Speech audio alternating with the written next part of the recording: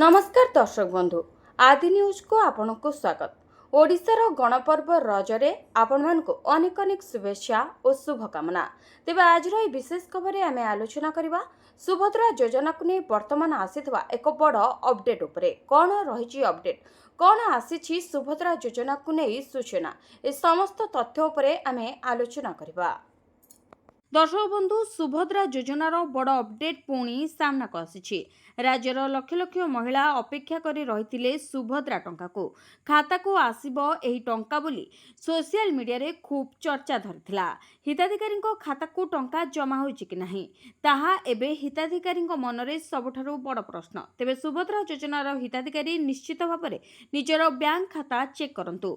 Mobile banking, passbook update किंबा निकटस्थ CSP centre को जाई खातार स्थिति जांच करंतु। तेबे सुभद्रा योजना अनुसार जो महिलांकर समस्त तथ्य सठिक रही, आधार और बैंक खाता लिंक होईछि, डीबीटी सक्रिय एवं आवेदन रे कोनोसी त्रुटि नहीं, सेमानकु प्राथमिकता आधार रे टंका प्रदान करा जाय पारे।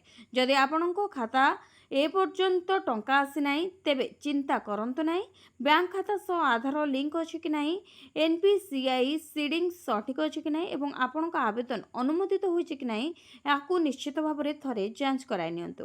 विशेष करी रज पर्व समय सुभद्रा टंका आसवा नहीं अनेक खबर सामना को आसी। तेबे हिताधिकारी माने केवल सरकारी घोषणा और अधिकृत सूचना पर विश्वास करंतु।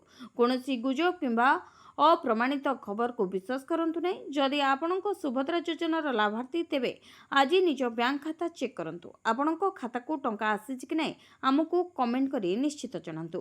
केउ महिलांको खाता को 10,000 टंका सुभद्रा टंका जमा होईछि बोली अधिकृत सरकारी तालिका किंबा घोषणा करा जाय नाही। जदि भविष्यत रे सुभद्रा टंका जारी हुए तेबे योग्य हिताधिकारी माने पाई परिबे। तेबे सुभद्रा योजना रे नाम अनुमोदित होइतबा महिला आधार सहित बैंक खाता लिंक थिबा, डीबीटी और एनपीसीआई सक्रिय थिबा, आवेदन रे कोनोसी त्रुटि नथिबा एवं सरकारी नियम अनुसार योग्य विवेचित होइतबा महिला माने ही सुभद्रा टंका पाई परिबे।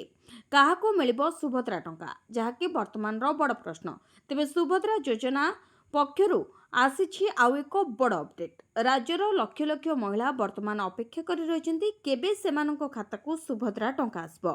एही मध्यरे अनेक महिला पचारुछंती केही प्रथमे पाइबे कि काहा खाता को टंका आसीबो। किछि लोकंक खाता को आसीबो किंबा किछि लोकंक खाता को आसीबो नाही।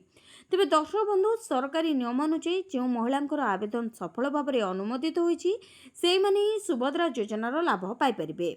वर्तमान समय जो मानकर समस्त तथ्य सठिक रही एवं जांच प्रक्रिया रे कोनोसी त्रुटि धरा पड़ी नाही सेही हिताधिकारी खाता को टंका दियाजिबो बोली जणा पड़िछि।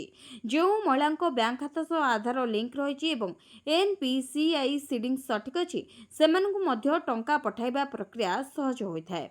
तेबे बहु समय बैंक खातार समस्या, भूल तथ्य किंबा आधार लिंक नथिबा कारणरू टंका अटकी पारे। जदि आपण सुभद्रा योजना रे आवेदन करिसेंती तेबे निज बैंक खाता को नियमित भाव में जांच करंतु, पासबुक अपडेट करंतु किंबा मोबाइल बैंकिंग माध्यम रे खातार स्थिति देखंतु। तेबे दर्शक बंधु, सोशल मीडिया रे अनेक प्रकार खबर भाइराल होउची जे रज पूर्वरु समस्तक खाता को टंका आसीबो एवं रज समय रे मध्य समस्तक खाता को टंका आसीबो बोली एहा मध्य सोशल मीडिया रे खूब भाइराल होतला। तेनु जदि आपण सुभद्रा योजना रे हिताधिकारी तेबे निज डॉक्यूमेंट और बैंक खातार समस्त तथ्य सठिक अछि कि नाही जांच करंतु। कोनोसी त्रुटि थिले तुरंत सुधारी करंतु। तेबे कोनोसी असुविधा पई सुभद्रा टंका आसु नाही। तेबे एही सब जानिबा पई केउ कारणरू सुभद्रा टंका आसु नाही एवं केतेक महिलांकु टंका पाइबार असुविधा होई पारे, या सहित आपनक आवेदन रे कोनोसी त्रुटि थिले ताहा किपरि सुधारिबे से विषय रे मध्य आमे आलोचना करबा। प्रथमे सुभद्रा योजनार लाभ केवल योग्य हिताधिकारी को दिया जाए, यह मन रखा निहाती जरूरी। जदि कोनोसी महिलांकर आवेदन रे कोनोसी त्रुटि धरा पड़े तेबे टंका अटकी पारे। सबठारु बड़ कारण होउछि आधार और बैंक खाता लिंक नथिबा।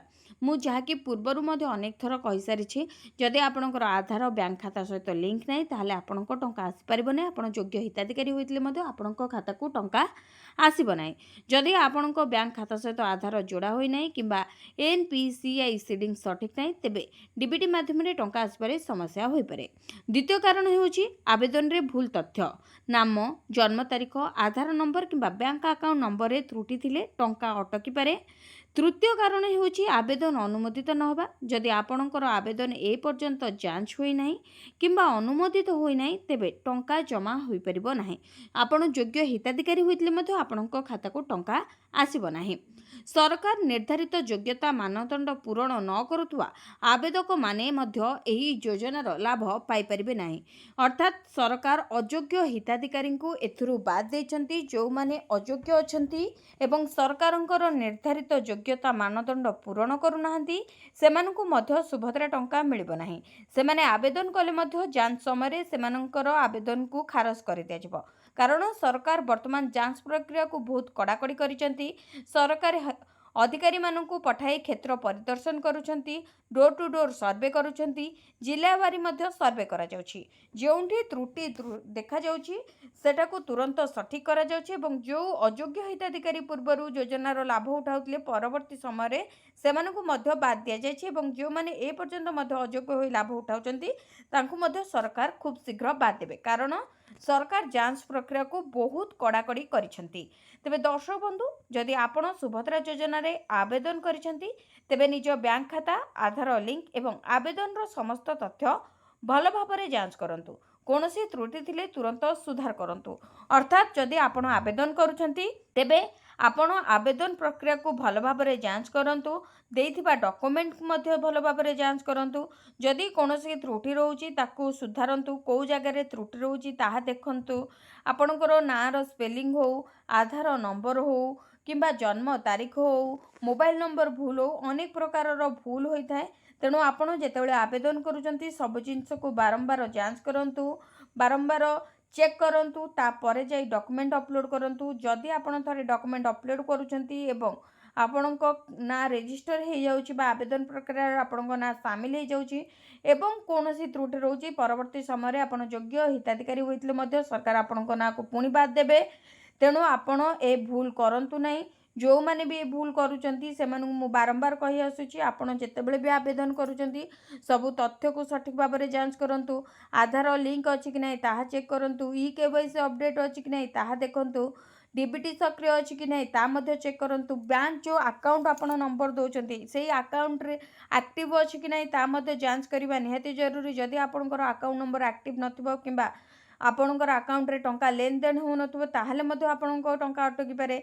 एथि सहित आउ कोन रहउची ना जदि आपण जो मोबाइल नंबर देखछंती जदि से मोबाइल नंबर टी सक्रिय नाही किंबा सेतिरे कोनोसी प्रकार रो इनकमिंग आउटगोइंग कॉल नाही, मेसेज आसुनी ताहाले मध्ये आपणको टंका आसीबारे असुविधा होई पारे।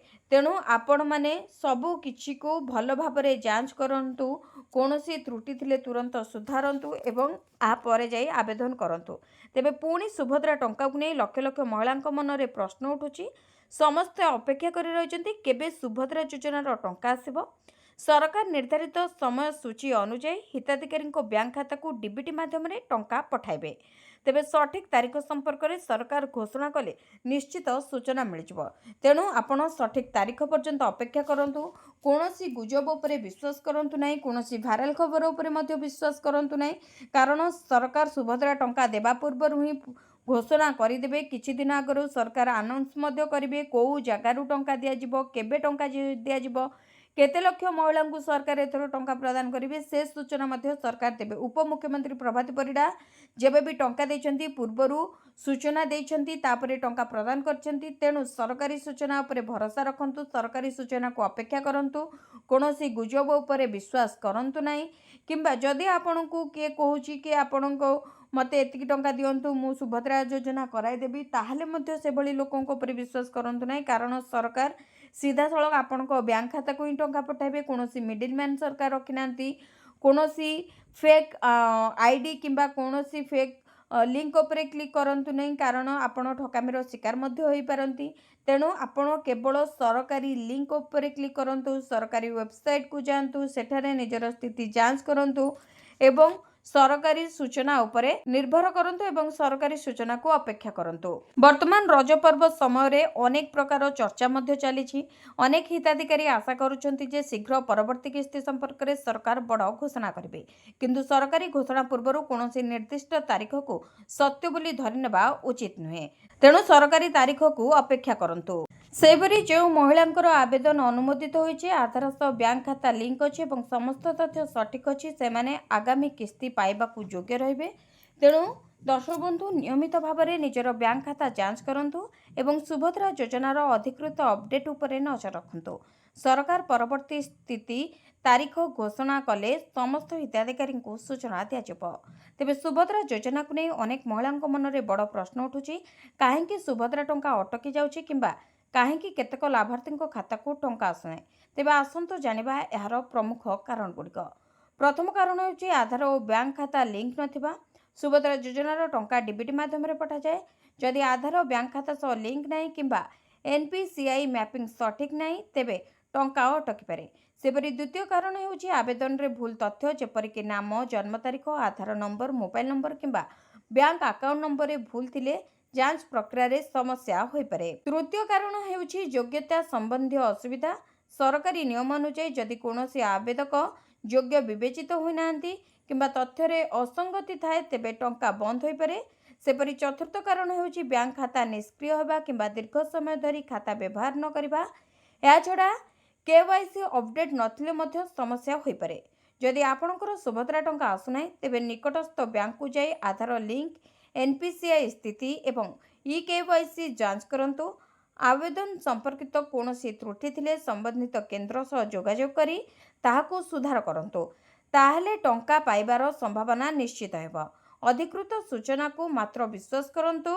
ଅନେକ ସମୟରେ ତଥ୍ୟଗତ ତ୍ରୁଟି କାରଣରୁ ଟଙ୍କା ଅଟକିପାରେ। ତେବେ ସୁଭଦ୍ରା ଯୋଜନାର ସମସ୍ତ ଅପଡେଟ୍ ପାଇବା ପାଇଁ ଆମ ଚ୍ୟାନେଲକୁ ସବସ୍କ୍ରାଇବ୍ କରନ୍ତୁ। ଭିଡ଼ିଓଟି ଭଲ ଲାଗିଲେ ଲାଇକ୍, କମେଣ୍ଟ, ସେୟାର କରନ୍ତୁ।